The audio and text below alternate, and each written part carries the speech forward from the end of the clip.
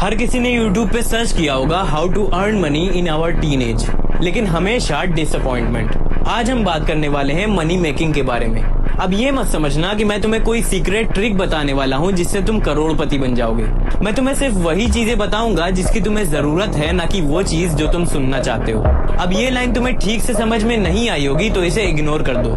देखो, हम सभी के पास सिर्फ 3 ही तरीके होते हैं पैसा कमाने के, सेल्स, सर्विस और रेंट। या तो किसी को कुछ बेचो, या तो किसी के लिए काम करो, या तो किसी को कुछ किराए पे दे दो।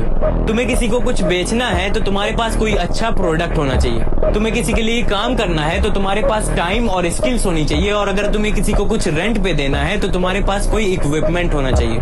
अब अगर तुम ध्यान से इन चीजों को देखोगे तो इन तीनों ही सिचुएशंस में तुम्हारे पास कोई ना कोई वैल्यू होनी चाहिए जिसे तुम लोगों को प्रोवाइड कर सको। मतलब अगर तुम्हें पैसा कमाना है तो तुम्हें ये नहीं सोचना कि तुम्हें पैसा कमाना है, तुम्हें ये सोचना है कि तुम लोगों को क्या वैल्यू प्रोवाइड कर सकते हो, उन्हें किस तरह का एडवांटेज दे सकते हो। एक बार सोच के देखो कि तुम अपनी डेली लाइफ में कितने लोगों को पैसा देते हो और क्यों देते हो। फिर चाहे वो कोई दुकान वाला हो, रेस्टोरेंट वाला हो, मॉल वाला हो, रिक्शा वाला हो, यहाँ तक कि टूटी चप्पल बनाने वाला हो। तुम उन्हें पैसा इसलिए नहीं देते कि वो पैसा कमाना चाहते हैं, तुम उन्हें पैसा इसलिए देते हो क्योंकि वो तुम्हारी लाइफ में कोई वैल्यू ऐड करते हैं। इसी तरह कोई भी कभी भी किसी भी चीज के लिए तुम्हें फ्री में पैसा नहीं देना चाहेगा।